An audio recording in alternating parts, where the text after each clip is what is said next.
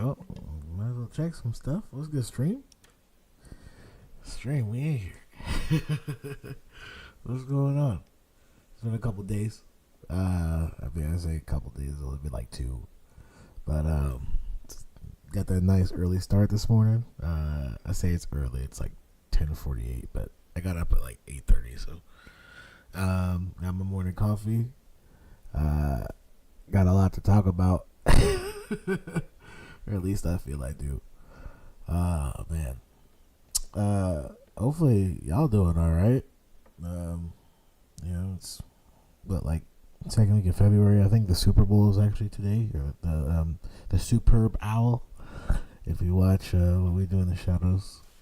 But yeah, no, that's actually supposed to go on today. So it's hard to believe it's actually like February already. Dude, it's crazy. Man, but okay. Let's start. So last night, we finalized Act 2. So, take my sip. Alright, we finalized Act 2. And what actually happened in Act 2, once again, things got like moved around. I don't know how. You got that, sometimes you got that nervous click. But in Act 2, what had happened was the players needed to go north. And where they are, make sure I got the right one here. Alright, good. Where they are currently is they're actually, bottom map. Wrong one. Wrong one again. No, this was the right one. These markers up here, which I've updated a couple things since then. These markers up here, one represents a NPC or like it's kind of like an extra encounter I threw out there with what we call like the Mush Man. Like it's like a mushroom man. I just named him Nothing major, but it's kind of what he looked like. If this is your artwork, once again, like just use it to get this reference, but it's awesome. Like the players really enjoyed looking at it. And I use this one as well. So yeah, basically like he controlled the little mushrooms, and the mushrooms like exploded, and from where they are within like a 5-foot radius. So it was just interesting to watch my players like chain reaction all of the mushrooms. Like one of the things that like I'm realizing like as a DM is like my enemy placement needs to get a little bit better, because like I'll bring it full circle like at the end of this act, because that was like one of the biggest things. So but anyway, no, like they chain reactioned like a bunch of the mushrooms that were like spread out in like different areas. So like just kind of like zigzagged a little bit, and like I said, I just put them in the wrong spot and they blew up. But anyway, I get to the good parts. So they finally get to the mansion. Which mansion's pretty big. It's like a 3-story. It's like a mini dungeon that I built. It was based off of like Dr. Torche from Granado Espada.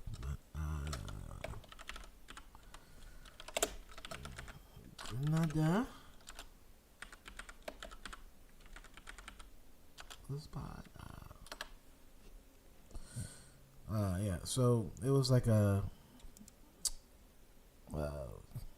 was long. We'll put it like that. It was like a huge dungeon. It was like 2 stories. So you had like the flat area, or like the first level, and then you had to go beneath to like a second area. But there's a whole bunch of stuff. Anyway, the whole point is like he had his daughter in there, and he was like I guess a scientist himself, or an engineer. Like I can't remember the whole story. It's been a while, but there's just one of the stories that's always stuck in my head while like playing games. So I figured I'd get some inspiration from it.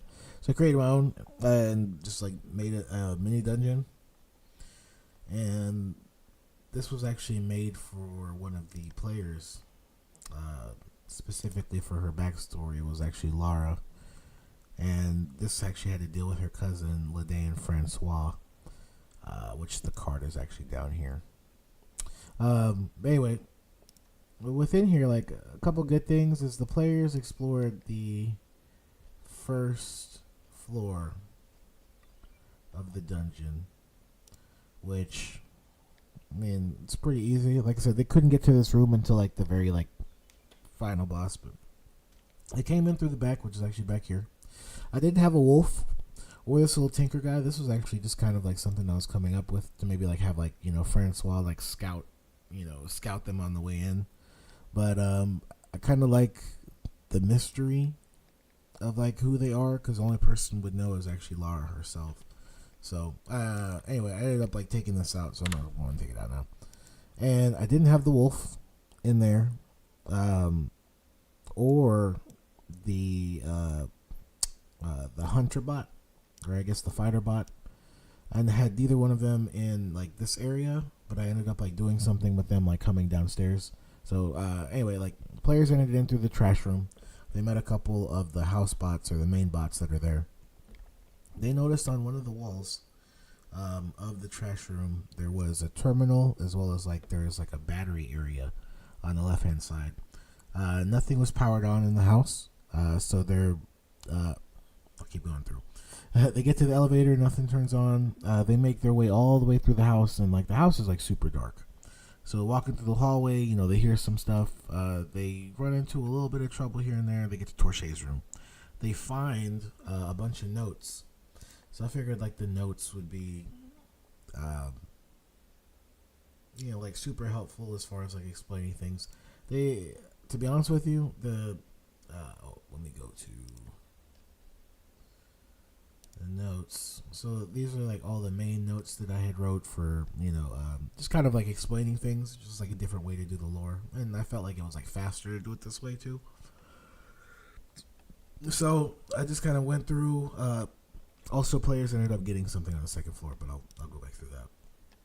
So you got a bunch of notes. They kind of know what's going on. They get to the second floor, right? Or actually, right before they get to the second floor, underneath the stairs. Go to the stair area. Underneath the stairs, there was like we just called it like a pod now, but I was trying to give it like I don't know, like something like an artificer made, like a what do I call it? Like not like a capsule. I call it like it's like a chamber or something, like a sleeping chamber, but it sounded weird like saying it is a chamber, so we just called it a pod. Go to so I can see. Okay, yep. So this is the first floor with nothing in it. The stairs would technically be right here. So they get to the stairs, and behind the stairs, they find Vicky, who is actually Torche's niece. She's been basically like in this weird like stasis for about 20 years since like the whole thing happened in the story. Anyway, go up to the second floor. That's where they find even more notes. They get to like the butler area. Vicky ends up taking them up to her room, and also Kath's room, where they end up getting like 2 like helper bots themselves. Is the best way to describe it. They finally start last night at the 3rd floor, right, or coming up the 3rd floor. I end up like putting up like a wall, right? Lara ends up doing like a detect magic. She detects it's a bunch of like fey magic, but she can't seem to cross this barrier. And they did a ritual to open a portal to the Feywilds, right? They step in the Feywilds to grab a battery, and on the way out, because the portal is still open, right? So it was dangerous to begin with. They're coming out with the battery, coming downstairs. Lara rolls a nat 20 on a request from Lene. So Lene, her cousin, is at the top of the ceiling saying, like, why are you here? You know, like, stop meddling in my business. Hey, what's going on, bro? It's good to see you, Atomic. And like, well, let's say good streaming. I've been checking out your streams too, so it's been solid. But yeah, no, we're just kind of going over my campaign right now, or what happened last night. So anyway, I forgot where I was for a second. Yeah, so they're coming out, and like I said, Lene's like, why are you meddling in business? Anyway, Lara rolls a nat 20 on a request from Lene, saying like, all right, give us all the batteries and we'll leave. So Lene has to oblige with the request. So I give them. Oh, okay, for sure. Yeah, no, bro. Like, get your levels in, and yeah, you can just kind of hear my madness going on. So rolls the nat 20, and Lene decides to put both of the batteries outside. Right, I had to kind of like, I had to wing it a little bit because it was like, that was like too easy for the players. Because my thought was, all right, the players are gonna have to make 3 trips up and down, right? So they're gonna like, they might run into enemies, they might not, but the fact is they're gonna have to go up and down, and they're gonna have to choose. Like, does everybody want to go? Do you want to split the party? You know, because they really don't know what else is in the house. Especially they haven't even been up to the 3rd floor yet. Well, they have in the first room, but they haven't been through the rest of it. So anyway, like, they go up there. They, like I said, they bring the batteries down. Lene has both of the batteries outside. Well, they make a perception check. The terminals for the back of the batteries don't match up with the terminals that they're basically supposed to go into, or like the little socket that the battery is supposed to go into. And normally you're not supposed to do this, right? I mean, they could have like rigged it a little bit. I mean, and they had like a super scientist with them too, so I guess they could have like done something. But I allowed like a weird case of mend. So like mending usually like it's usually in the case of like tears. You know, like something small, you know, fabrics. You can even like, I think you can even do like wood and metal too. But in this case, like, I allowed mending to more over like do a morph rather than actually like mend a tear. So they morphed the battery circuits as well. I just allowed it to kind of save time. So they morphed it. They got all 3 sockets in. They finally powered up everything, right? I need to put a stop here, right? So have me come back to the batteries. I earlier this week built the whole 3rd floor to be like this, like Feywild, like you're going in, you're having to face hags. Yeah, no, for sure. Yeah, you're going in there to face like hags. There's sprites in here. What are these, like quicklings? And then they were supposed to actually meet a satyr in like the elevator room for like, or like I said, it's supposed to be Feywildy. Like I said, after she rolled that nat 20, right? They didn't really have to come upstairs and explore the 3rd floor because they technically got what they came for. So I thought like my players would just be like, all right, cool, we're up to the 3rd floor. Let's just clear it real quick before we get these batteries. And it didn't work that way. They got the nat 20 on the batteries, got downstairs, and this is where, all right, this is where now we're at the batteries. They power on everything. They go straight for the laboratory. They don't care what's upstairs. They don't want to know. Go straight for the laboratory. And let me go to the floor with everything on that.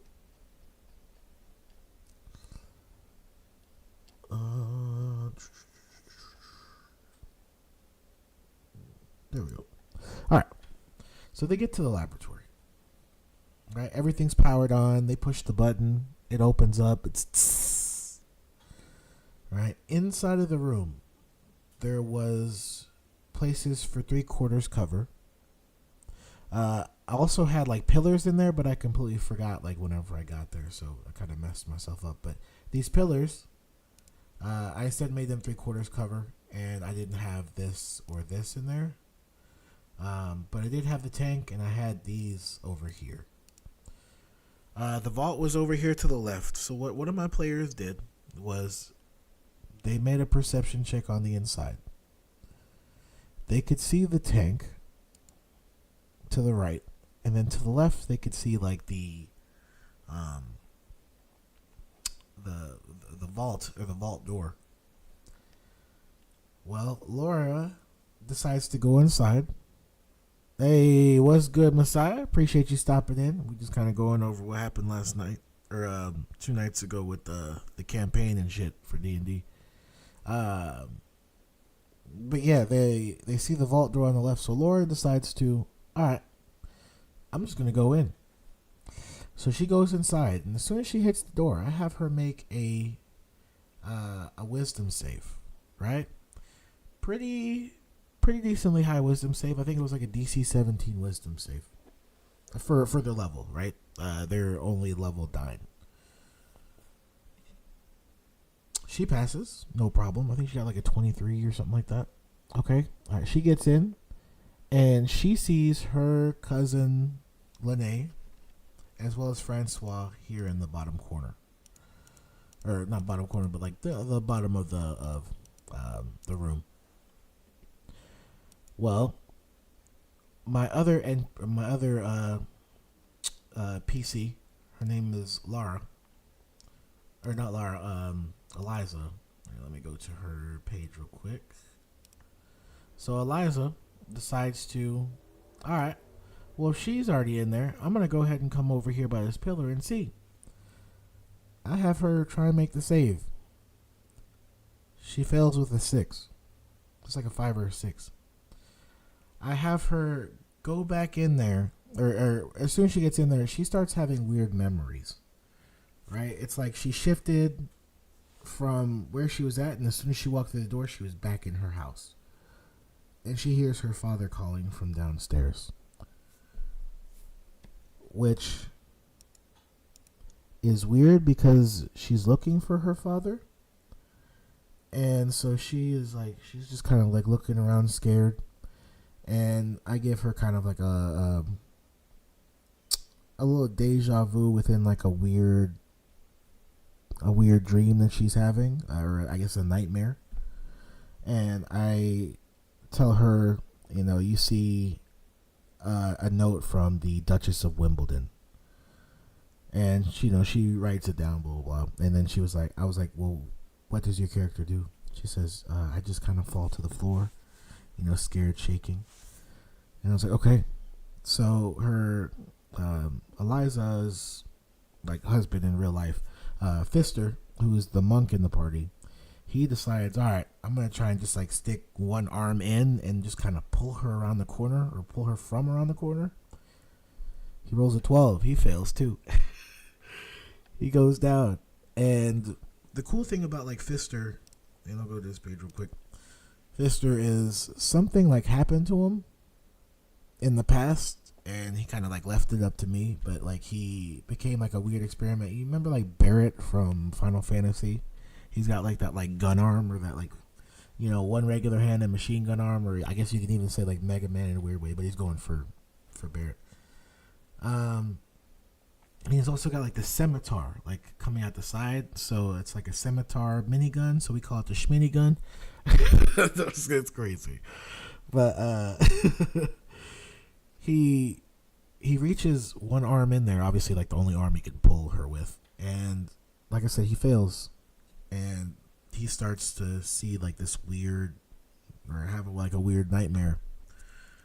And I tell him he's in this room with this dark-figured man wearing a strange hat, right? Y'all are fighting, meeting each other blow for blow, and then the last thing you remember before getting killed, or last thing you remember seeing before you get killed, was the Baron, and it's Thebaron, so like the Baron, and a trophy that says Gear Games first winner, or like first champion, or something like that. And he's, like I said, he's just kind of like passed out. So we got 2 players down, right? I'm technically playing in the campaign too, oddly enough. So I know, how does a DM have like a DM PC thing? I do, just for fun. But he's more of like a super support character, so I can kind of like help move things, or if something gets like super bad, I can see if I can like pull some stuff out of my booty cheeks. But yeah, no. So he was Vet's in the back too, and I took Vet out of the fight because I knew I was gonna like clog up turn order if I had him in there, and also Vicky in there, and the Vicky bot. So what I did was I took Vet out. I said, all right, Vet's gonna just like look after Vicky in the other room. and then they took out one of the slower bots, which they took out one of the slower bots for the a bot that was a little bit more mobile, had less damage, but it did have a 20 AC, so it was going to take a lot for that thing to like for real go down. I mean, it only had like 25 hit points, but it had a 20 AC. But it also, the players found like magical weapons, and just a few, like just to name a few, I gave them a broom of flying, so they found that on the second floor in Genevieve's room. Since we're playing with firearms, I gave them wing ammunition back in Torche's room, so they have some of those. What else did they get? They got some cool stuff. What is it, like the Mace of Smiting? I think I actually have. I should have put the card in there. Let's see if I can pull up the card for y'all. Boop boop. Cathedral Blade, Dragon Pistol.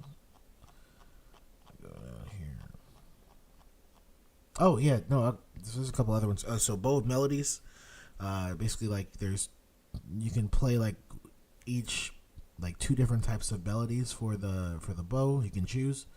You can play the Melody of Precision. If you're proficient in performance, you gain a +1 bonus to attack roll. If you have expertise in performance, you gain a +2 bonus instead. And that's, like I said, this Melody of Precision. The second one is Melody of Reverberation. The melody you strum echoes loudly. On hit, the target takes an extra thunder damage equal to your charisma modifier. So it'd be, pretty good for, the warlocks, sorcerers, and I forgot who else uses charisma there. Okay. Mace of Smiting. It's built for constructs, and like I said, the whole dungeon is kind of built with constructs, and they found this on the second floor. I'm actually surprised they didn't use it more often, but I guess they just like the guns, or the fact that they can shoot guns. So anyway, with Mace of Smiting that they ended up giving to one of the robots that they ended up using on the laboratory. I'll get to laboratory, I promise. You gain +1 to attack rolls and damage rolls made with this magic weapon. The bonus increases to +3 when you use the weapon to attack a construct. When you roll a 20 on the attack roll made with this weapon, the target takes an extra 7 bludgeoning damage, or 14 bludgeoning damage if it's a construct. If the construct has 25 hit points or fewer after taking this damage, it's destroyed. So like they could have just been like, having somebody like prime a bunch of bots, and then somebody could have just came through with cleave. But they didn't. And Broom of Flying's down here. It's just really it's like a Tesla. It's like Sphere Scribe. You can have the broom come to you, but also you can like fly at like a certain type of speed. If you're carrying something, obviously the speed is less. But I'm trying to think. I think that's all I gave them in here. Yeah. So, like I said, they got some cool stuff in the dungeon so far. And so, they get to the laboratory, and finally, one of the bots, like I said, the one with the Mace of Smiting, they're in the turn order. Finally, Henrietta, who is our warlock in the party, she is like not really like a messenger. She's like a follower of the Raven Queen. And she's like, I don't know if I want to go in this room. Because she's watching Fister basically have a seizure, watching Eliza go down too. And the only person that's been safe in the room so far is Lara, who's currently in there talking with her cousin. But obviously nobody else can see who she's talking to. So, Edda just kind of hangs out for a second. I think she like readies something. And let me go to Edda's page so I can see Edda. So that's Henrietta. And like I said, this is your artwork too. Shout out to you. Henrietta just kind of hangs out in the back. Lara decides, you know what? This is not good. I don't know what's happening. But for y'all, let me explain what's happening. So I was kind of loose on this boss, and with Lene, right? She does have a nerving mask, right? When Lene starts its turn within 30 feet of, or excuse me, when a creature Lene can see starts its turn within 30 feet of Lene, Lene can create an illusion that it looks like one of the creature's departed loved ones or bitter enemies. If the creature can see Lene, it must succeed on a Wisdom DC 16 saving throw or be frightened until the end of its turn. So I was a little bit more loose on this one. It was more like I kind of already had a spell on the room that worked like this. That's why I was like DC 17. And so when they entered in the room, like I said, we're having like flashbacks, but like future deja vu at the same time. But Lara ends up doing what I didn't think most PCs would do and dispels magic. Right? Smart. Right? Her and Lene, they're cousins. They've had semi the same training from the same teacher. And she dispels magic. Okay, cool, perfect. Alright, that breaks something. Alright, cool. You know, I got this here. They don't see it on, which is good. They only see Lene and Francois. So I literally put Lene and Francois in the bottom corner. And let me just go ahead and select both of them real quick. Give me a second. Alright, yep. Boop. Control C. Yep.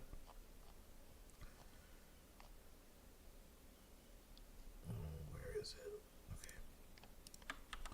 Boop. This is Lene and Francois. I'll put the small one as like Francois, and I'll put like the bigger one, obviously, like as Lene. I know it's like the same picture, but you obviously get it. The players enter through the door after the dispel magic. Like I said, Liza gets up, notices the note from Wimbledon, blah, blah, gets up. She's a little bit okay. Fister finally kind of like jumps up, and you know he gets back to his feet. Etta just kind of makes sure they're okay, and then literally we start combat. So Laura's already in the room. So is Eliza. I have them very first turn after, or like right after rolling initiative.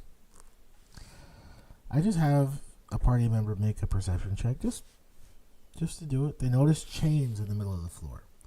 So I asked my players right before this happened. I was like, with your knowledge of D&D, right? What has chains? I mean, there's specifically like one main monster. Chain is in the name. And I was like, if you know what it is, I was like, this character is like basically based off of that. So I basically took Chain Devil, and I made it into Lene. So she has like the animated chains. So up to 4 chains Lene can see within 60 feet of it magically sprout razor edge barbs, animate under Lene's control, provided that the chains aren't being worn or carried, which they weren't, they were on the ground. Each animated chain is an object with an AC of 10 and 20 hit points, resistance to piercing, and immunity to psychic and thunder damage.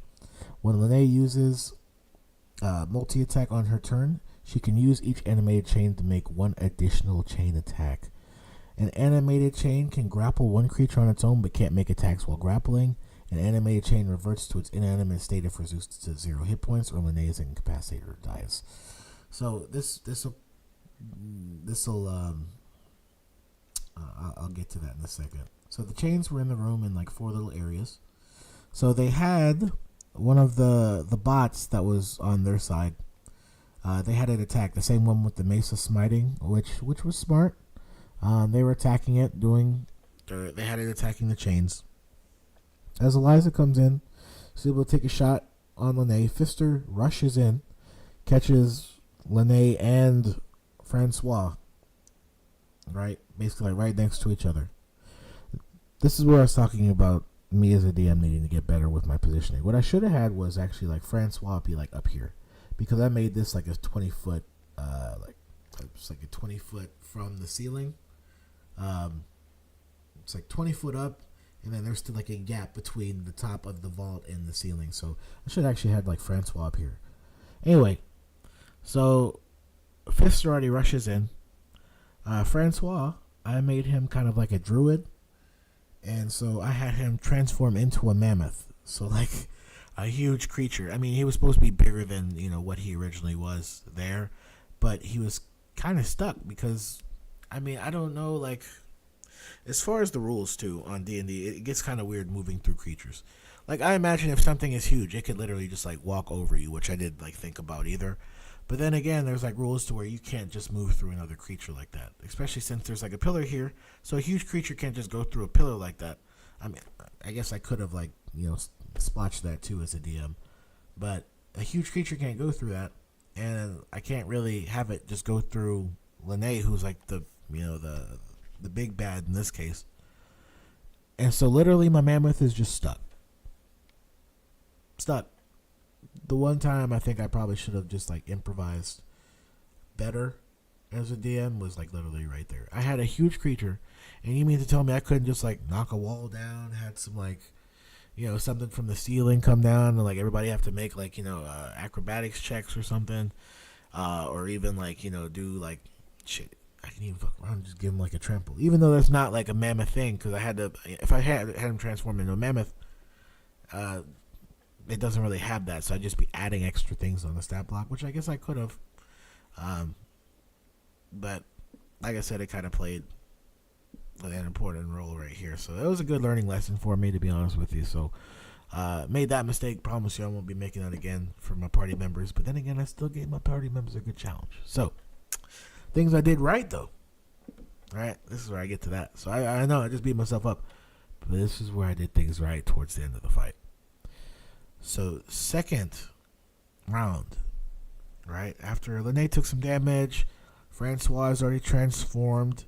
The PCs end up getting to where they can go to. Like I said, Eliza's going to be in the room. Fister's already in the room rushing. Laura's to the left.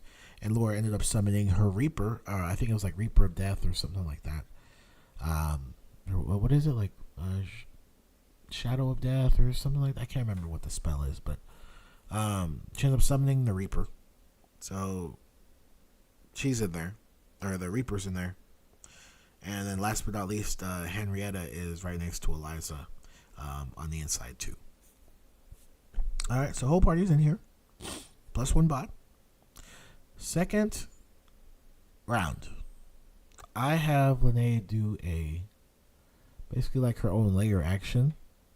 And I have her basically like cast a seal, like a seal on the ceiling, right, that opens up a portal to the Feywilds. To the left, in front of the tank, I had some troops drop that were like bots, but they were different types of bots. A little bit older models than what they actually saw in the house. But there were army bots that come from the tank. I also had Lene fire some wild magic energy into the tank to start it up.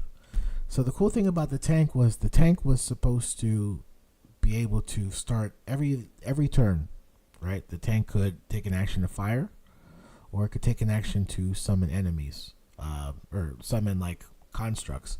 So it was supposed to summon about 3 or 4 at a time. Players got smart. They ended up stopping me with that, but I'll get to that in a second. Anyway, she fires wild magic at the tank. The tank turns online. Cool.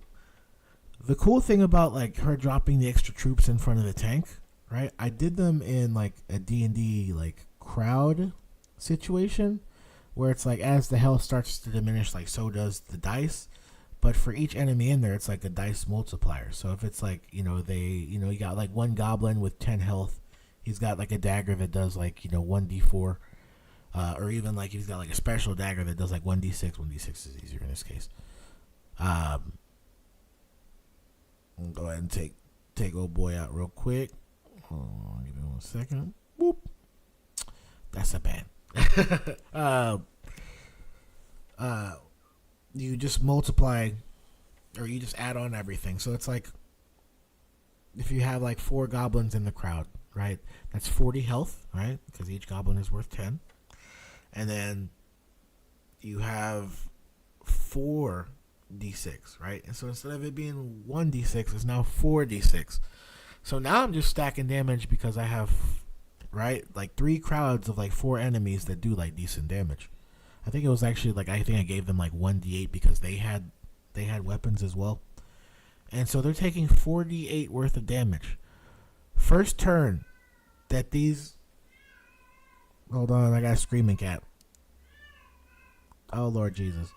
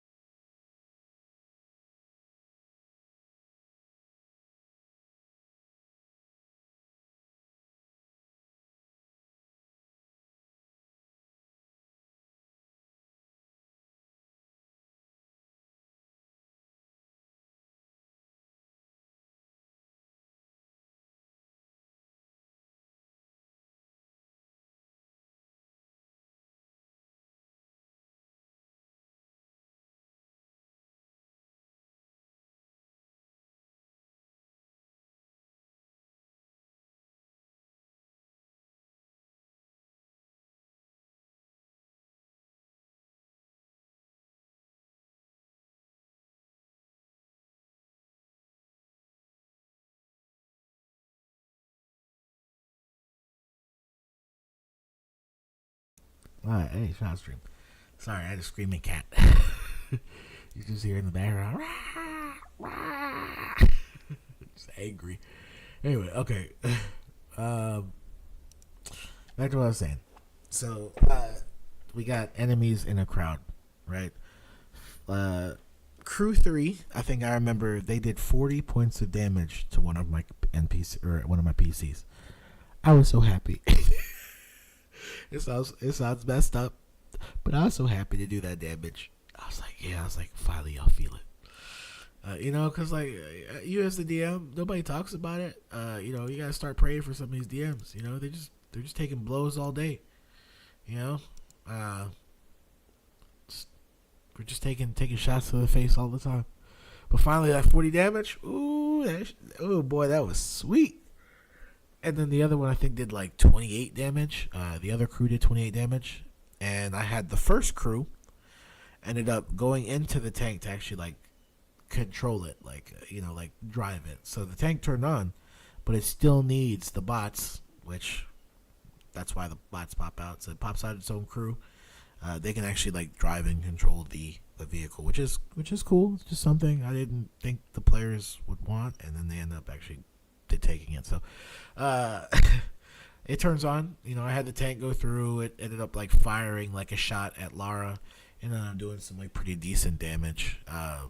Because the gear tank, it was actually based off of like a steam tank. I think that was like a homebrew thing that like somebody had. But yeah, no, it shot like in a 30-foot cone up towards the top. That's actually where Lara was hanging out, and it caught her. It caught the Reaper, and it killed the Reaper, which is, thank God, I got a kill. It wasn't a PC, but it was still a kill. And like I said, the players ended up like coming in, just kind of cleaning up after a while, doing their normal stuff. But I'm glad they were able to like take like a beating. Anyway, they finally Lara gets the final shot on Lene and kills her, and everything is like calm. Obviously, like they real quick before that happens, right? I was talking about like the tank was supposed to pop out like crews at a time. Well, they got smart, and after the bot ended up like taking out a couple chains, and then I think a fireball took out like the rest of them. They had the bot just like go inside of the door, because the door opened up. Like I said, the door to the thing opened up like something was trying to come out. The bot just like went inside. They had the bot go inside, and so I could only like summon one bot, but the bot was inside of the tank next to the other bot that they had put in the tank. So it was like they they got smart, and I didn't even think about that. It's like I should just not allow them to like go in the tank in the first place, just like pop out 3. But players are players, you know. Like they do these things for a reason, and you know, you as a DM, you can't think of everything. It's just like you try and put things in there that you think is like okay, this is how I want it to go. It doesn't. It never goes how you ever think it's gonna go. Sometimes it does, and you know it's a good feeling. But that's just why it's D&D. You know, it's improvisation. Like you never know what's gonna go on. Sometimes you just gotta say yes, and sometimes you really just gotta say no. But yeah, I'll speed this up too. So they get done, and I have like this cool scene, or I felt it was like cool, and there's a little bit of conflict in there, so it was nice. And now the conflict is like it's weird right now. The Reaper that's supposed to be like ethereal. I thought it was like more of like a bony skeleton type of Reaper. That's what I was thinking in my head, like not realizing it was like it was just literally ethereal. So I had the Baba Yaga pop out of the Reaper, right? So I said one chicken leg pops out, another large chicken leg pops out, and a little hut right on top of those legs on a platform. Man, Baba Yaga, little old lady pops out, opens the door, and she just effortlessly falls, to the ground. Lara, that was too awesome. Anyway, like the Baba Yaga, she talks to Lara, and just kind of mentions like there's rules for killing, what they consider family, and but Lene, all in all was trying to get rid of the Baba Yaga. She was trying to start an army, aka why she had the army bots, or she was in here with like all of the army bots. She was trying to start her own army, as well as get the vial, which they found out about the vial, but I'll get to that in a second. To get the vial to basically get supernatural wild magic powers that she thought she could take on the Baba Yaga. And so I'm glad Laura put a stop to that. And so anyway, Laura received a blessing from the Baba Yaga. So I had all the characters stand in a circle, and I had asked Henrietta, I was like, hey, would you be willing to, or as the Baba Yaga, I was like, would you be willing to help? There's no other people that have magic in the party. I could use your help in this, blessing Laura. And Henrietta didn't want to do it.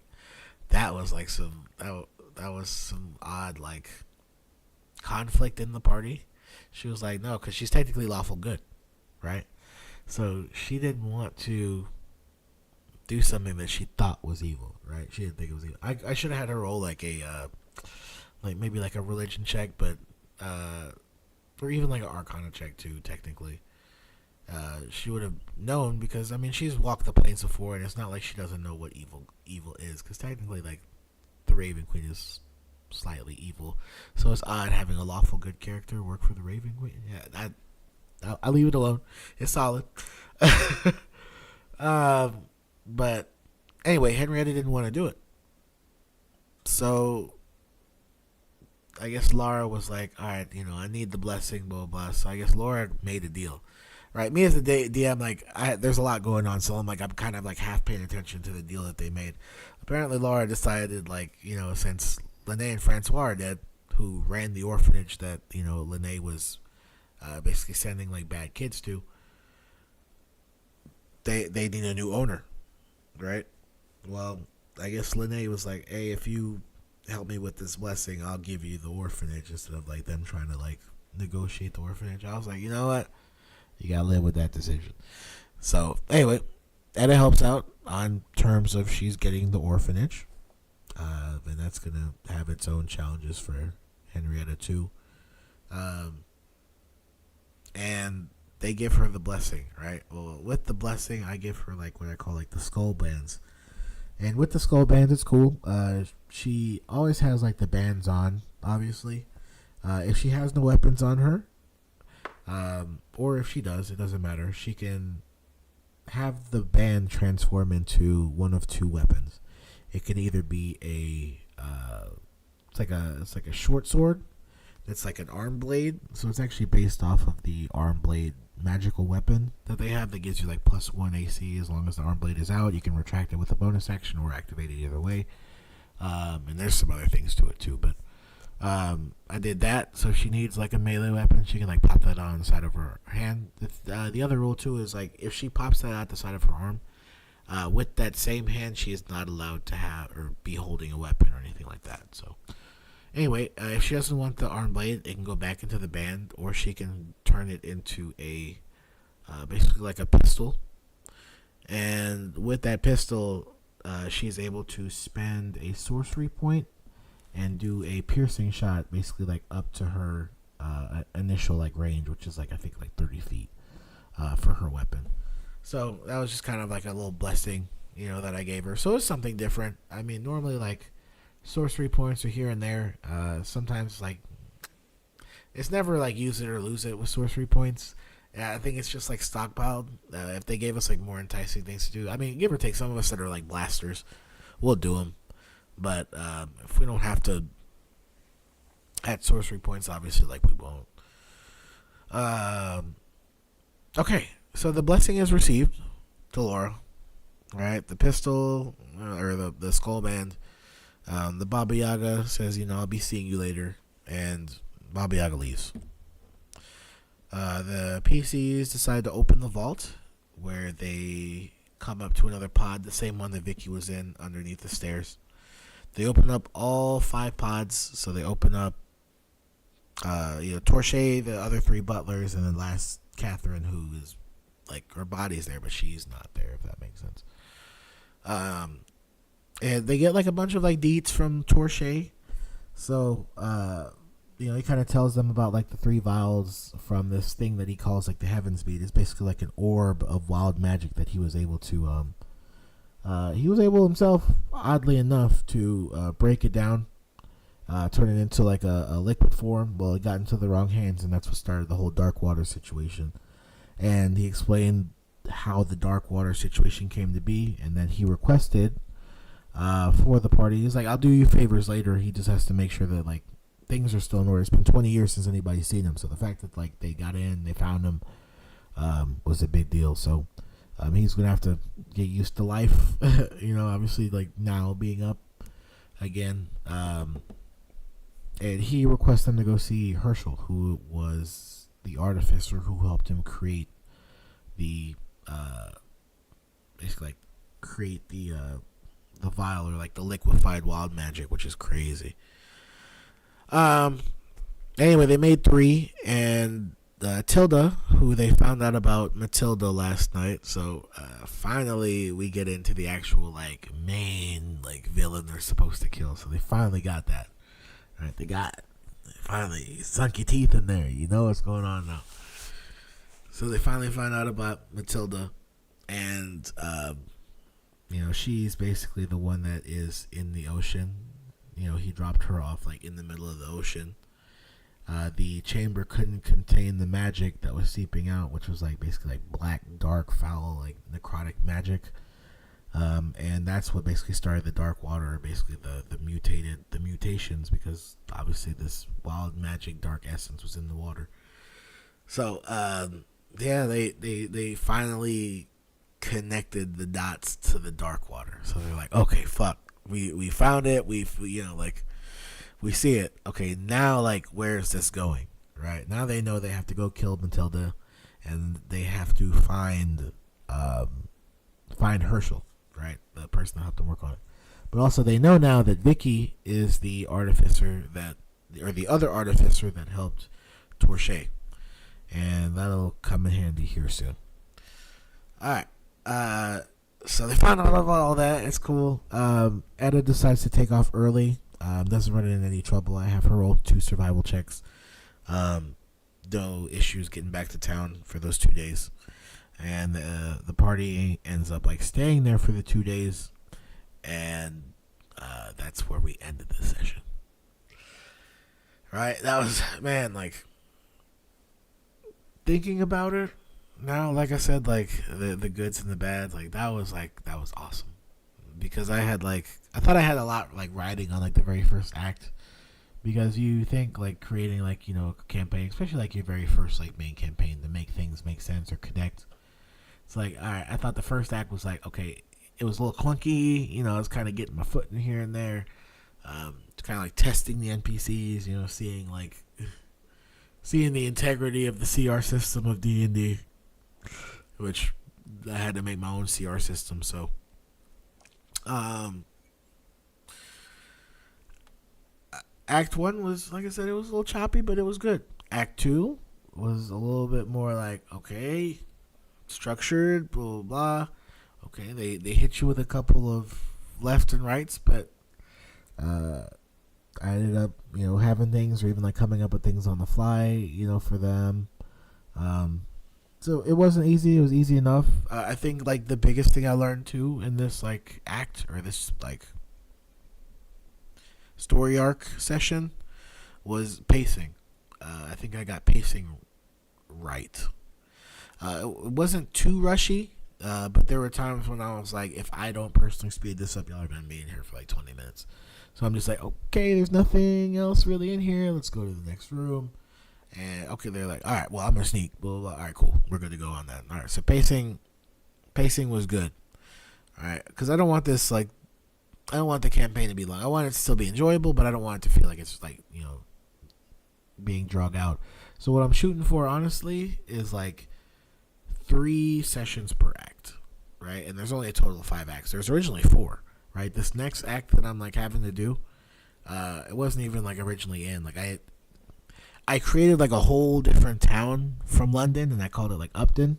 So it was like the uppity London, where it was like more steampunky, because the setting for the story is based in 1800s London.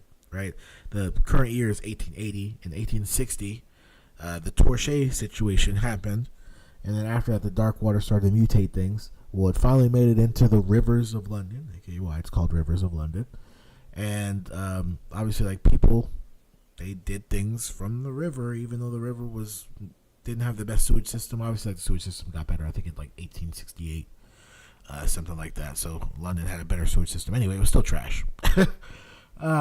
So obviously, like, the water system was bad. People started to mutate, and that's one of the reasons, or how I was able to bring in like D&D aspects into like real world, because most people, they don't try and mix like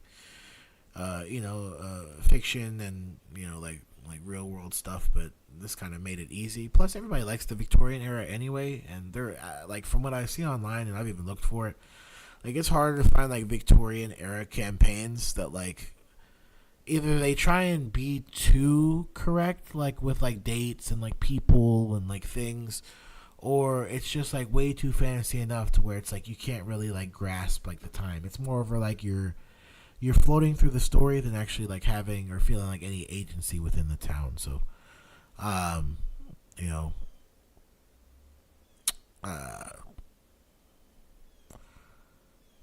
what else? But also like with the Upton, right? It being this 1880 Victoria's era, I made it gothic for London, and for Upton, I made it steampunky, right?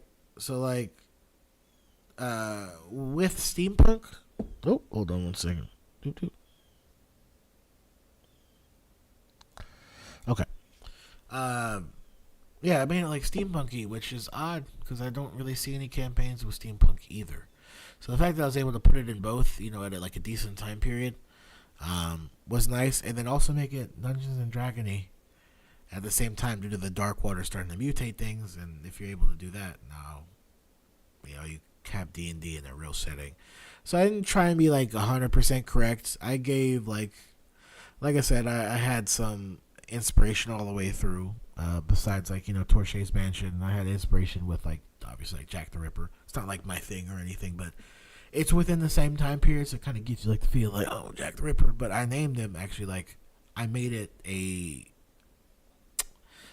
like, I guess like a duo set of bosses. So I made them Jack and Ripper. So I made Ripper like linked to somebody's backstory, and I made Jack like her experiments. So I called her like Stein, so she's a kind of like Frankenstein or however you want to see it. Basically like creator of bodies, or her experimentation's gone a little far.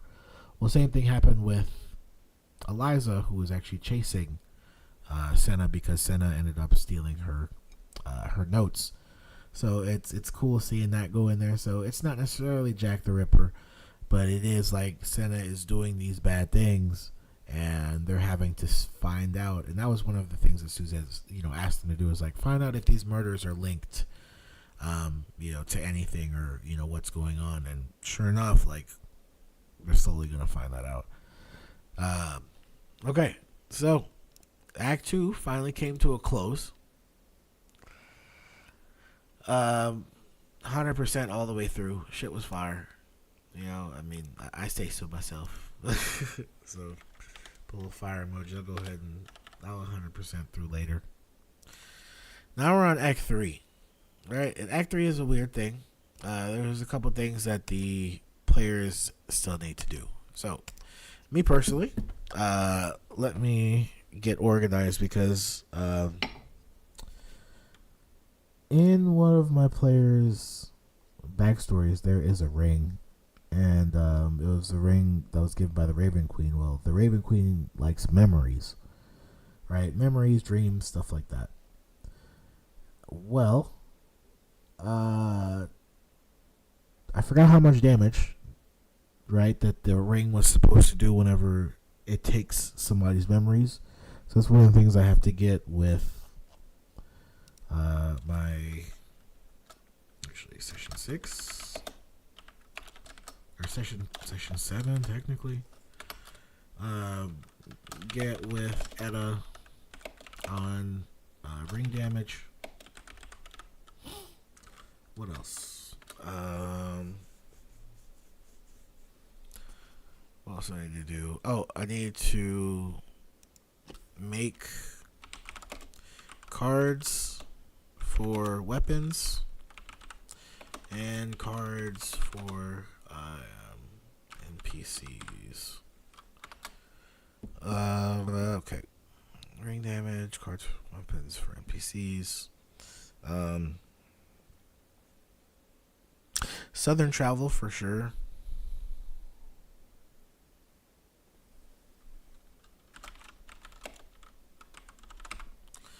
Oh, I need for that ring. Actually, that's one of the whole reasons why I even brought it up.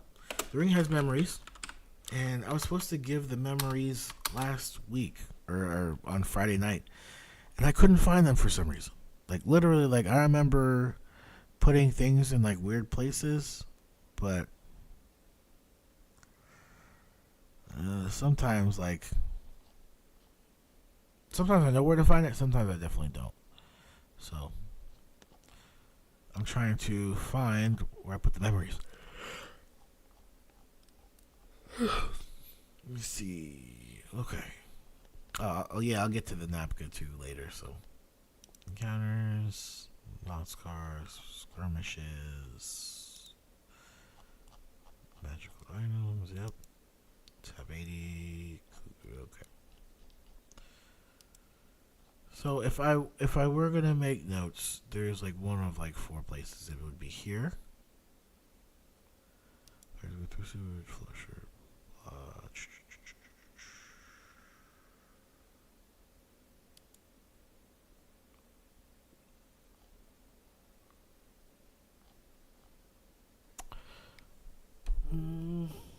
Okay, so it's not here, right? I figured maybe it would be like in Act 3, but this is actually stuff for Act 3 as well. So I'm gonna go ahead and take this. All right, copy. Oh no, Control Z, Control C. Okay. Players arrive in Upton, mysteries, gadgets, and secrets. Blah. PCs are sent to Upton to see if they can locate. See if they locate his friend Herschel, the artificer. However, they must find Ricotta's friend Margie. Margie would guide players through most of the act. That's true. I remember that. Now is currently, so what I'm looking for is the actual like dreams. So I'm gonna go to things for session 6, which I think is like right under. Yep.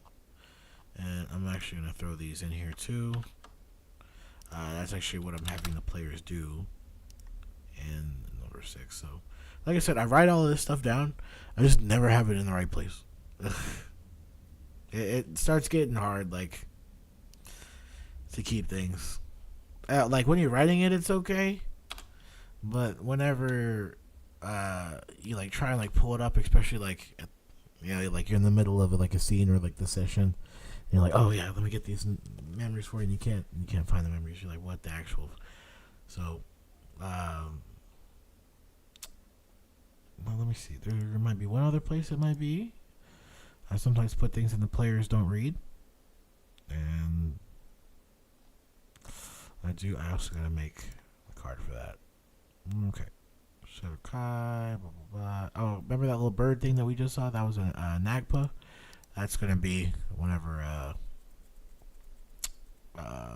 Edda starts next session. She'll have some friends having to go do some work. So,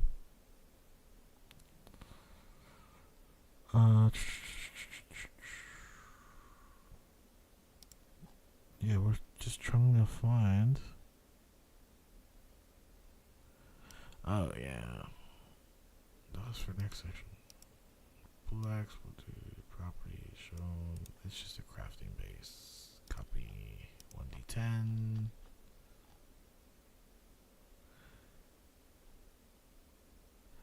Yeah, no, I don't want to say I lost it, but I'm not gonna lie. From what it's looking like, I can't seem to find my own notes. Like, that's a little scary.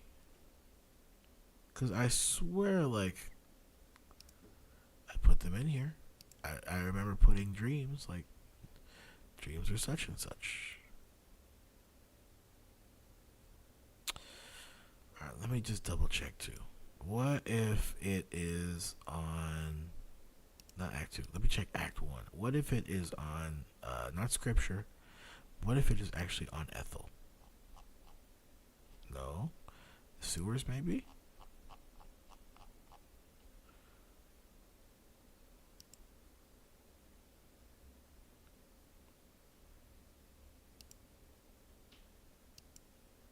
Oh, yeah, no. So it is here. I found it. It was literally in the sewers, which I don't know why I put it there, obviously, but who cares? We found it, so that's most important. Okay, and memories. Cool. So, like I said, I had most of this like already planned out for next session too. Depending on like, this is gonna be like a weird. Okay, I guess there's more acts than I think there are, because this is kind of like its own weird act. Because they just got done with Act 2. They're trying to start Act 3, but they're more on like the in between of Act 3. I'll try and have them do some stuff, and then like get the this is gonna be like a weird in between session of them just like getting back. So they're gonna each have to like go their own way for like a day or so, and then meet back up. But I should be able to do that within like the 2-hour session. So that's why this is here. Split players get back. Tom is the basically like the new GM of the hotel, so he's like helping out, making sure to oversee stuff while Buckshot's in the background like clearing some things up, because obviously like Ethel isn't there anymore, so that hotel is gone.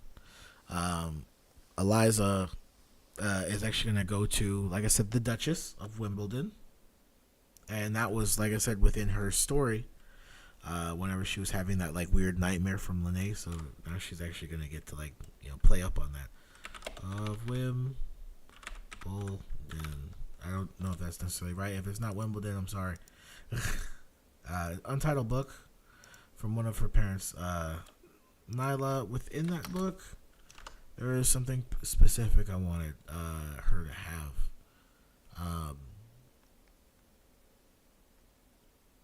Being able to work with adamantine, and dust, and dark dust. So what dark dust is like whenever they cleanse the river water, like the water that they plan on using for like drinking and cooking and stuff like that, they take it to the church, or the church sells it, if you will, or you have to come to the church and obviously do churchy things, and then you get the water. So yeah, the church basically controls a lot of the water now. Even with the water treatment plants, they can sanitize the water, but they can't obviously clean it. And same thing with the cleansers. Like they can take the dark dust out of the water, which leaves like a dark. That's why, or the dark dust out of the dark water, which leaves that residue of dark dust. And like I said, like the water is a lot more clear, but it's still not like sanitized or sterile, really. But yeah, like I said, they just leave the essence of the dark dust. So what is going to happen is after she receives this book from like one of her parents, I think it's going to be her uncle, I'm going to make it to where she can do like, I don't know if I want it for like armor, bullets, or something else, but I think bullets would probably be the best. So like working with adamantine, dark dust, and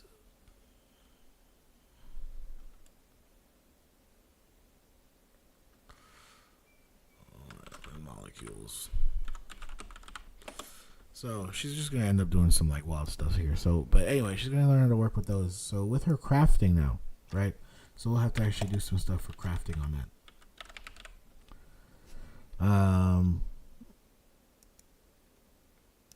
For Pfister, what had happened was there was a gentleman named Dick, right? So they were at the boathouse, and Malsalamu and Rakata requested the party to basically like stop the robbers in their boathouse. Well, the party ends up like clearing out most of the guys, and one of the guys had him choked up, and he kind of spilled some information about like kind of what's going on, and his name was Dick. Anyway, they let Dick live, and he like ran away.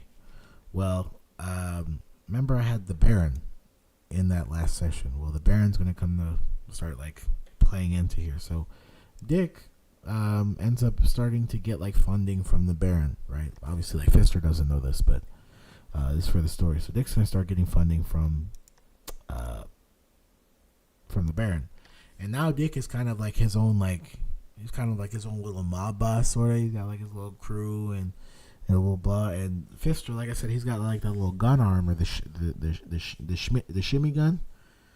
Well, I'm gonna make it like kind of like a funny play where it's like I'm gonna have Dick with like a tin can, like like a can of beans type situation with like a belt strapped over it, and but inside of the belt's gonna have like a kitchen knife, so it's gonna look like a weird like Pfister arm. It's just gonna be funny, like it's just something to throw out at the player. Anyway, so Pfister's gonna end up going from another person that he let live too, named Gabi, and Malsalamu and Rakata, they got a hold of Gabi, and they asked them to visit Pfister to tell Pfister about Dick. Right, there's a whole weird chain, right? But I had to just kind of play up on some characters. So I'm gonna have Pfister go with Gabi to go check out what's going on with Dick. But within Dick, there's also gonna be the Devil Man, who is kind of like a little mini boss that I have in there too. Like inside of his eye, he's gonna have like the bottle of Afridi. So he's gonna like undo like his eye patch over, and then he's gonna like uncork, and then like the little liquid of Afridi's gonna like fall down his face, look like his like eyes bleeding, and then it's gonna like form into like obviously like Afridi himself. So it's gonna be cool. So I have that played up. But like I said, Pfister's got to go get some information, but it's mainly to like one to see. It's just kind of like bring Dick, back into rotation, and so he can finally get killed, and then have the Baron actually like saying like, hey, like I know you're still alive, Fister. So it's kind of weird because Fister's like this like huge like they kind of know him in like the underbelly, but the fact that somebody was able to take him down like says a lot. So I think he's got some like shame in there. So it's gonna be kind of weird playing up on that. And then Etta. So now Etta's gonna have to actually go back to the orphanage, and there's a couple things that she needs to do. She's gonna have to end up like taking a ride with the Raven Queen. She's gonna have to end up like talking to the Baba Yaga about the orphanage. And then also, if she wants to do the memories in the ring, at least I have them. Where are they? Oh my God, where are they? Do. Okay, there we go. Okay, the memories are here. Freaking out already, as you can see. Take a like I said, just gonna talk to the memories in the ring, and then with the memories in the ring, it's gonna get to the Nagpa. So in the Raven Queen lore, right? So I'm still trying to. I know I said like don't make things like too like too true. It doesn't have to be like perfect or whatever. But anyway, I wanted to add some like D&D lore in there that like made sense. Obviously, like if you knew the lore, because a lot of the gods that I chose here are connected, and so it's easy. I just tried to make it easy for my players to connect. I don't know if they're taking it like that per se, but like the fact that like things connect easier for them should be a sign.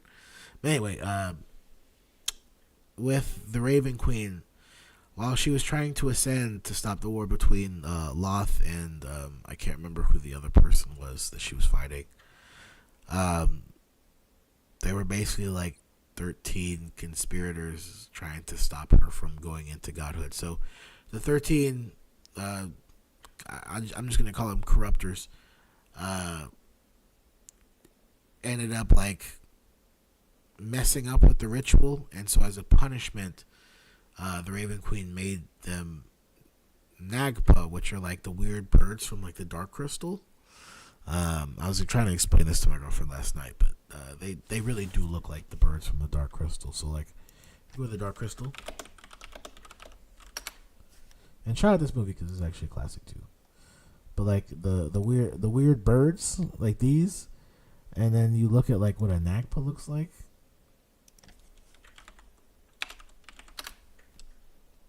Don't like. So somebody please tell me I'm wrong. Like bird. Don't they? Anyway, so got a little Dark Crystal in the game, so I guess that's some. Guess there's a little inspiration. But anyway, so the Raven Queen is going to talk to Etta about the Nagpa situation because the Raven Queen thinks somebody is conspiring against her. Right? There's been a lot of like weird betrayal in this that a lot of the players will find out. So some will question their decision, some won't. We'll see. But Etta will have to go after one of the Nagpa that are actually like conspirator. That is a conspirator. So, and then last but not least is Laura. Headed to one of the children's locations after like talking with the Baba Yaga, or she can just go on her own. I have areas that I can mark off for her too. And then she's gonna also like kind of tell Laura about just like some old lore. Whether or not like my girlfriend pays attention to it, and it's up to her. She's kind of got like her own agenda, but it'll be good because if she does listen, she'll like know a lot more about what's going on in the story too, and like able to connect things. But Igwil and Grazit, if you don't know who Igwil is actually Tasha. That's Natasha from Tasha's Cauldron of Everything. That's her other name, I guess like another form too. But Igwil and Grazit, they're always like at each other's necks, always like warring with each other, doing something either like petty or something out of spite, whatever it is. But it's always a problem. Anyway, I kind of put that conflict into the story. So I'll just kind of give that to Laura, and whatever she does with it, we'll see. And if she goes in more in depth, I'll obviously like fill that out. But I want that to be in there because if she connects it, she's gonna be like, wait, I can see that things are starting to connect here. So it's cool. And then Vet, who is my PC character, I'm gonna have him just kind of go visit Suzette, who is the person that like originally started us on this whole mission in the first place. So I'm gonna have him go visit Suzette to just talk with her. Um, but I Oh, and also have him look for his friend named Birdie, who's like she's kind of like her own like little like street vendor, so she's got like her like wares or whatever. So it's just funny, and she's a Kenku, which I've never actually like made a Kenku or put like a Kenku in game or anything, or even like thought about being a Kenku. But I figured I'd put her in here just kind of as like a cool extra character, and like I'm gonna give her like an Odachi sword, so it's gonna be like a super long sword because normally like it's not practical, right, in close combat. So she's more for like open field type situation. So it will be a very rare occasion if you ever see her draw her blade, but I might actually have her draw her blade in the next like mini section, just as like a thing. So anyway, I have all that planned out, which that me doing this ahead of time saved me a lot of time now, and I have the memories, so that's good. So a couple things to still knock off though is the weapon cards as well as the cards for the NPCs. So I think I already had a Torche card, to be honest with you. Uh, Let me see. I'm gonna switch. Okay,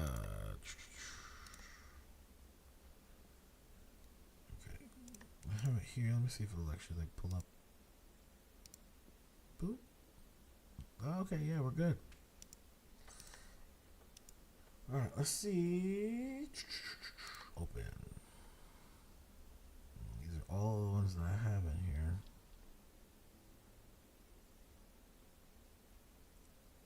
F. So there's Dr. Torche, XFC. Fancy Man. Alright, famous store maker and inventor. Add some stuff. Alright, and Torches.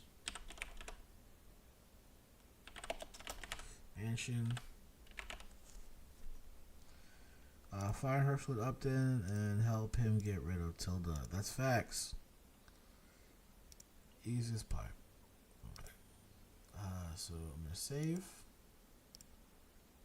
Export as. I know there's already Dr. Shea. Please replace. Yep. Export. That was easy. Torche is finished. So let's move him over to the Players of London section, and I'll actually just go ahead and do that, and I'll kind of come back to it so y'all can see it in a second. So,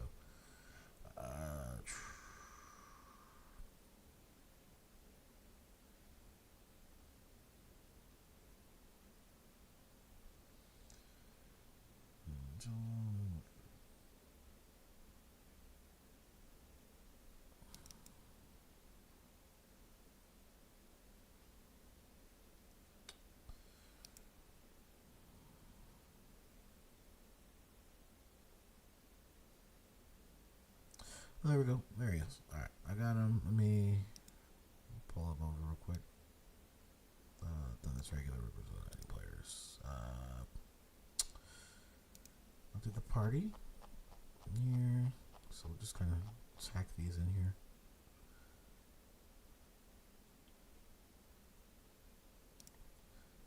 Okay.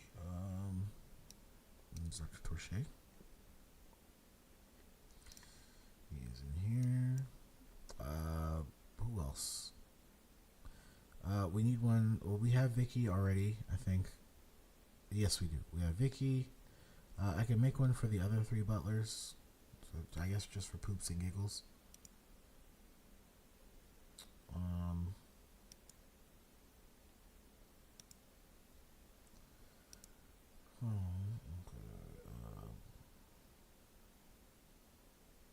I'll save, and then I'll close. I'm gonna open up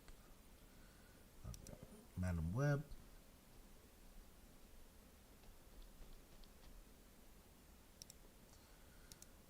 Alright, and I'm gonna save as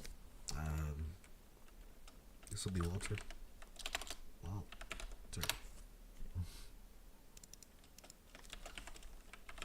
Walter. Walter is the butler.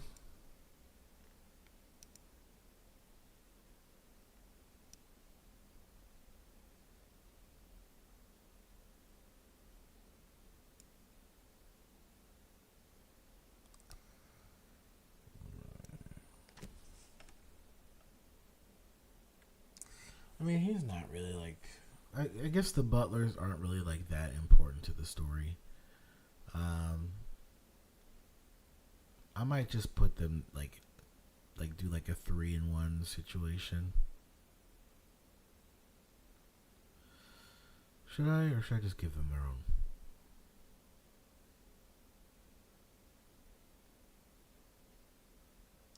Yeah, I guess I can just give them their own real quick. It's not like. Let's see, butler.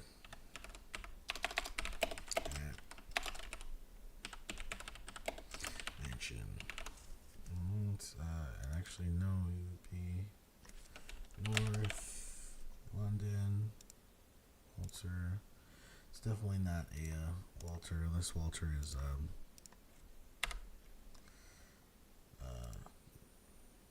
just a little different. So,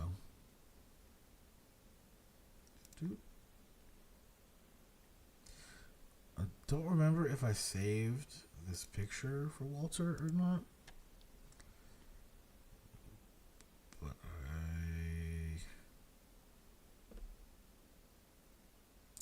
really? Yeah, no, I don't see it. I guess I didn't put it in here. So give me a second. We are going to go through and grab. Let's see.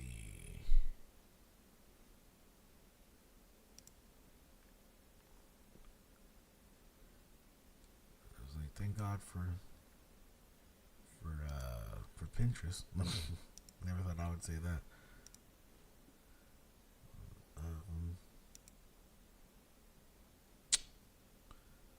Let's see.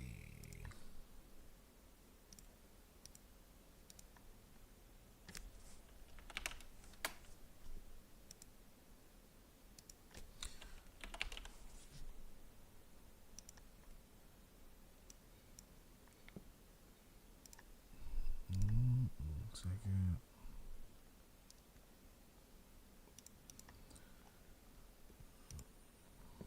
It's random storyboard. That's not Rivers of London.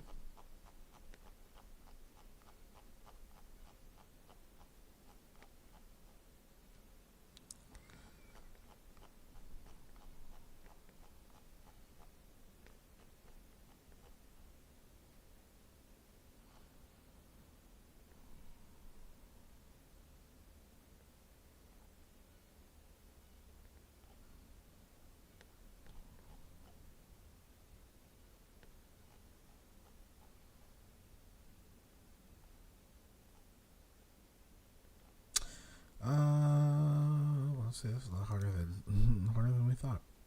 Okay, save image. Rivers of London. Yep. Oh,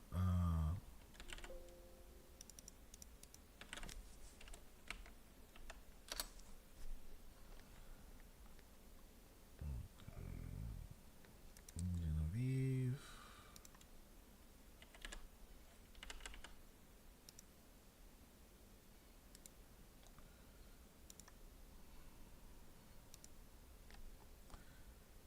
And where is she? Here she is.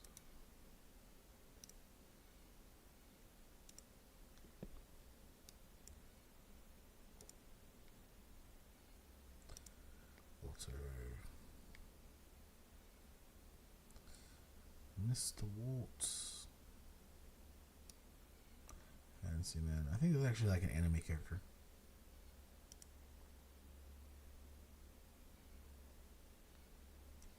But y'all made it too easy. Where's the other one? Oh, there he is. Boop.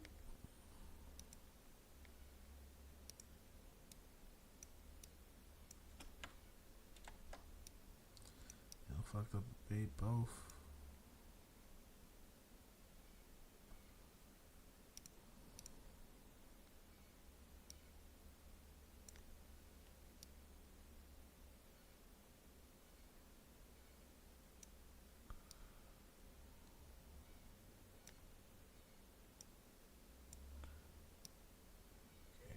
drink.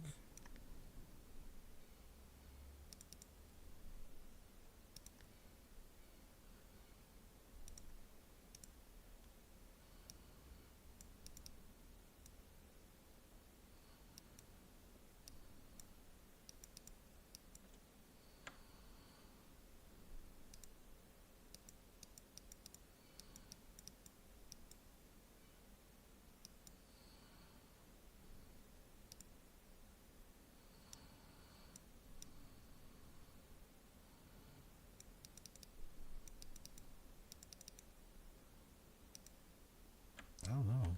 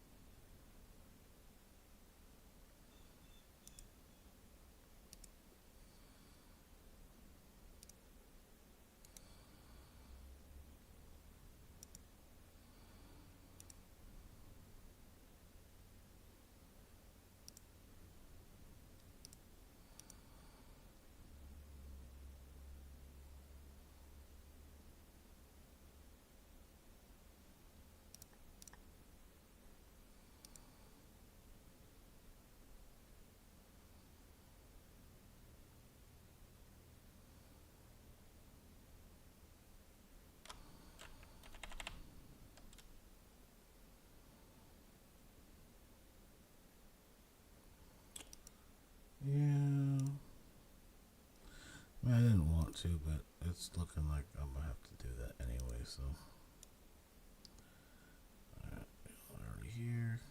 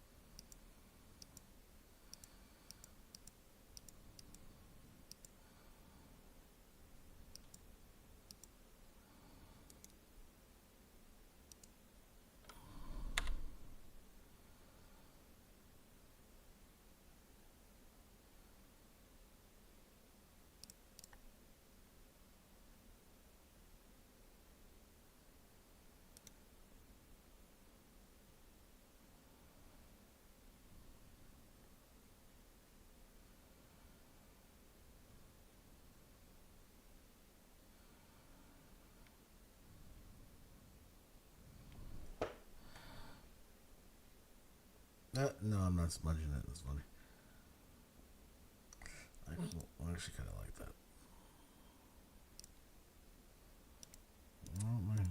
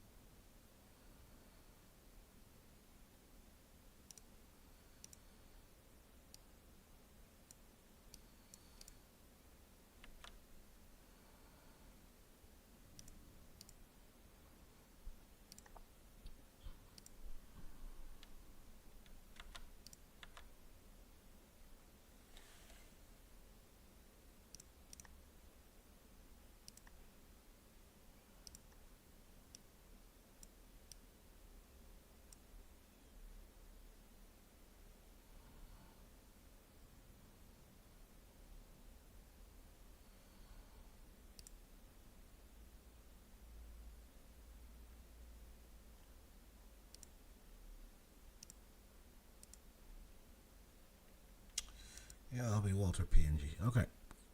Woo. Alright, so Walt's done.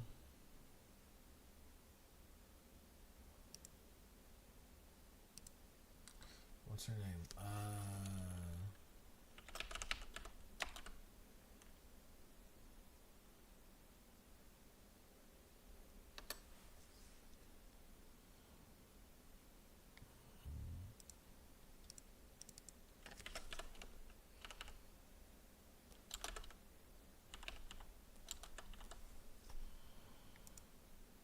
I'm pretty sure I spelled that right.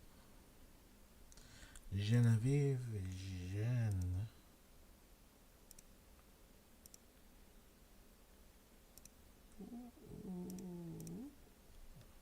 Let me see.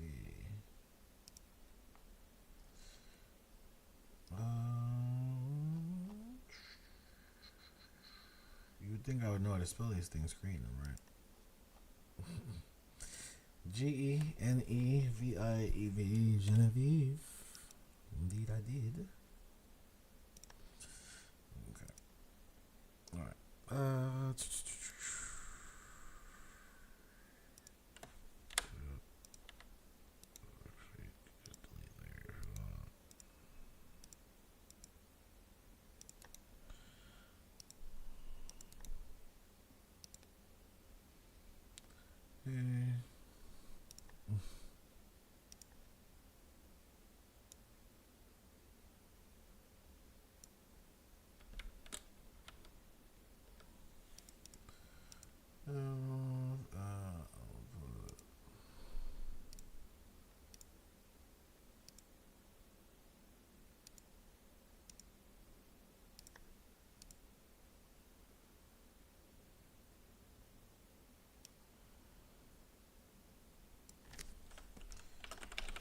Okay.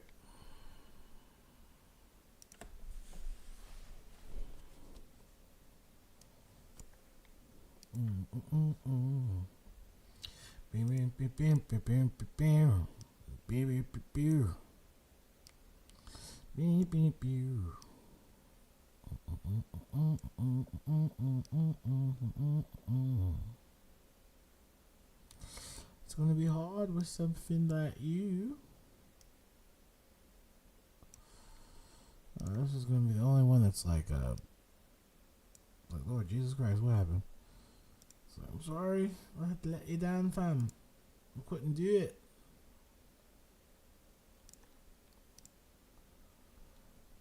It's just black. I feel like I made her like copy all the way across, but I don't necessarily want to do that. So I mean, the fact that this is even here still says a lot. So I mean, I could like chop her out, whatever, and give her something nice, but it's okay. It doesn't need to be that serious. It's just kind of there. Alright, we'll save that for Jenna. We'll export her out too.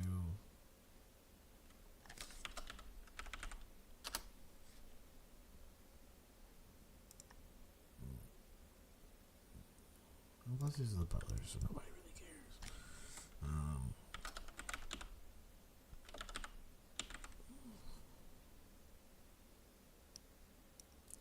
Francesca, or Fran, as they say. Fran.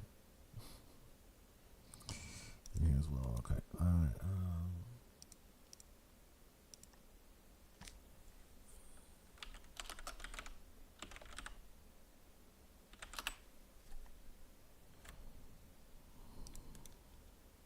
delete Leia. Got something going on right here. I don't know what it might be from that, it might not be. I'm not sure. Either way, I mean, it's fine. Either way, it's not that like. What this is. This is not my artwork. I'm not trying to sell it. It's just like I said, I'm gonna make it for my players. We're doing Francesca, right? Yes, we are. I didn't realize I did her twice.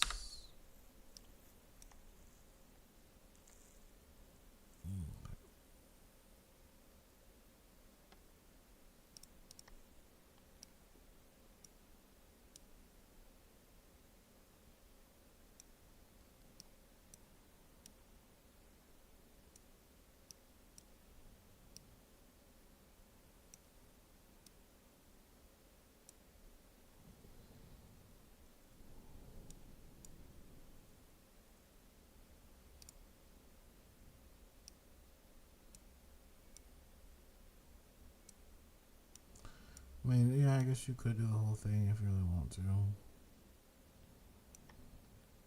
If you want to scale like that.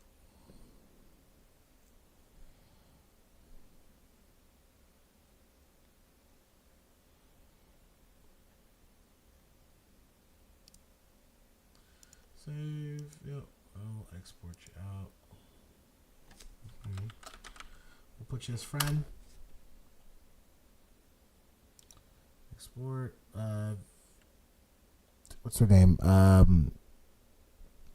Catherine, who's Torche's daughter. She's not gonna have one, or at least for now. There's no reason to.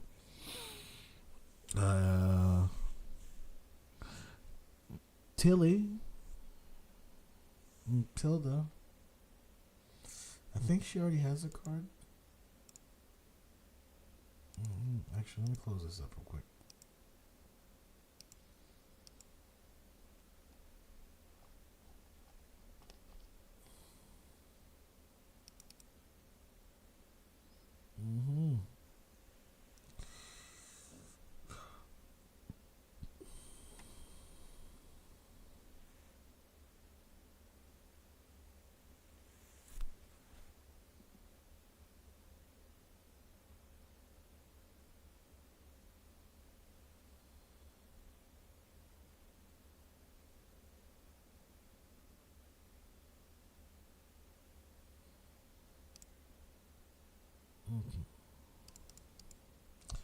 I'm gonna take this out. I'm gonna export this real quick as, and I'll put question mark on the end. Oh, you can't do that. 1A is what we'll call this one. Exports. Thank you. Can't. Oh. Export. Yes, please. And don't save because I don't want to save.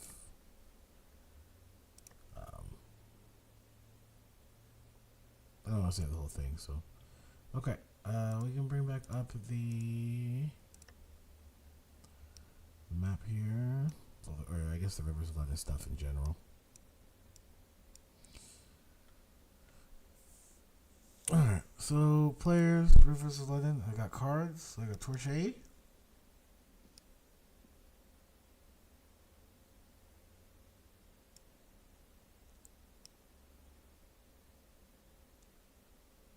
Okay, perfect. I'll shrink you down here, buddy. Oh, no.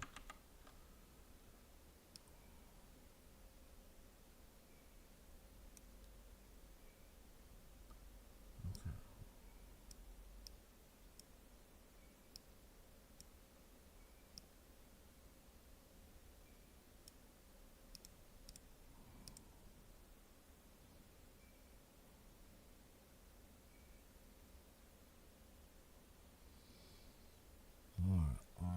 Torche. Who else?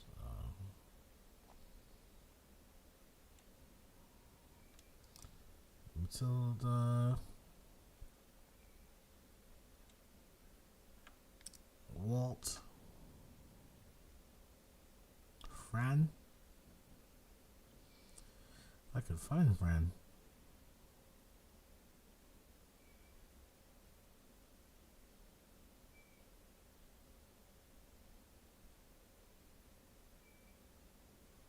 Did I not export Fran? Yes, I did. And then Jenna as well. No, we can't find them. Sure don't. Where are they?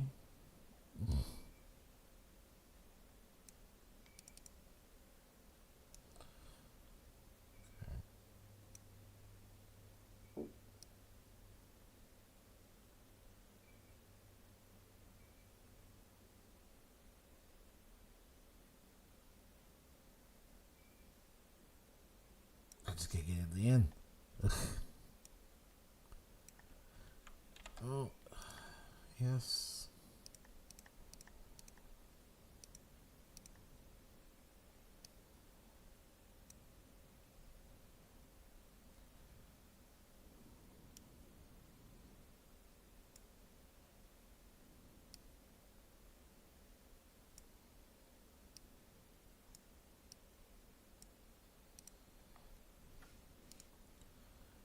Matilda.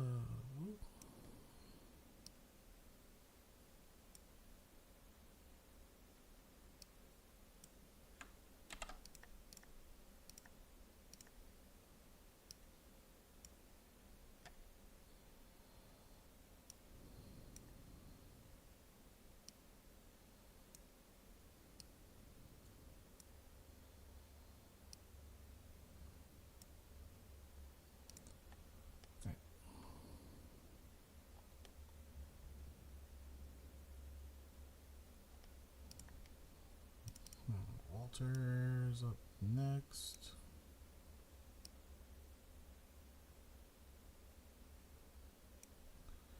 Okay.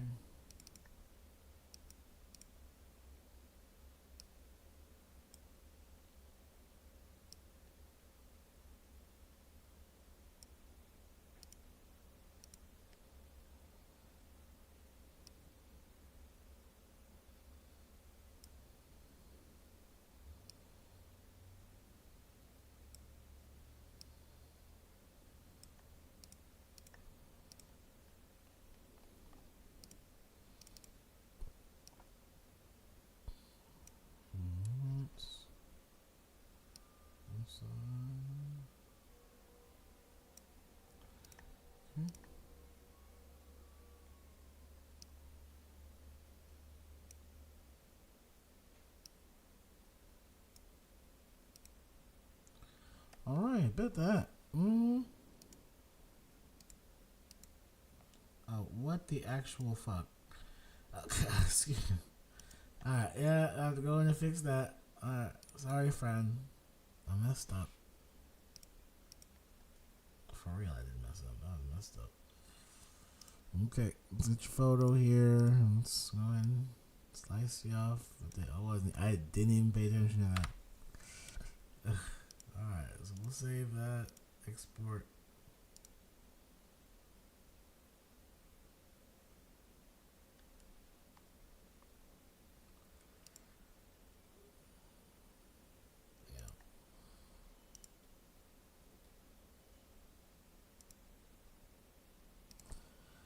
Close, delete that one, and put up this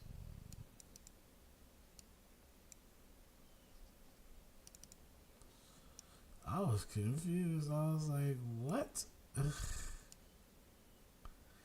it's okay. Figured it out.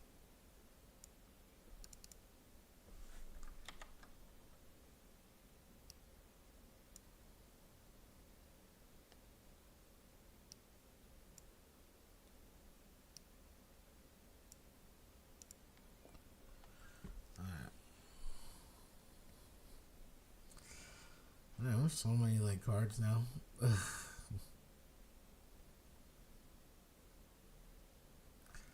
I'll have to actually put them in the thing too. So, alright, so I got all these. I got the main character cards made. Now there's like guns that I got. I'm supposed to make. I don't know. I might have to say that for a later stream. Yeah, I kind of want to take a little break right now. So it's almost been like 2 hours anyway. So, I actually might hop on probably here in a little while. But shout out stream. I'm actually just gonna kind of end it for now. I'll be. I'm not sure when exactly I'll be back, but I'll need to. Like I said, I'll have to do more edits anyway, so you'll end up seeing me. So, shout out for y'all stopping through. Whoever stopped through, if you're still here too. I'll catch you guys on the next one for sure. Ciao.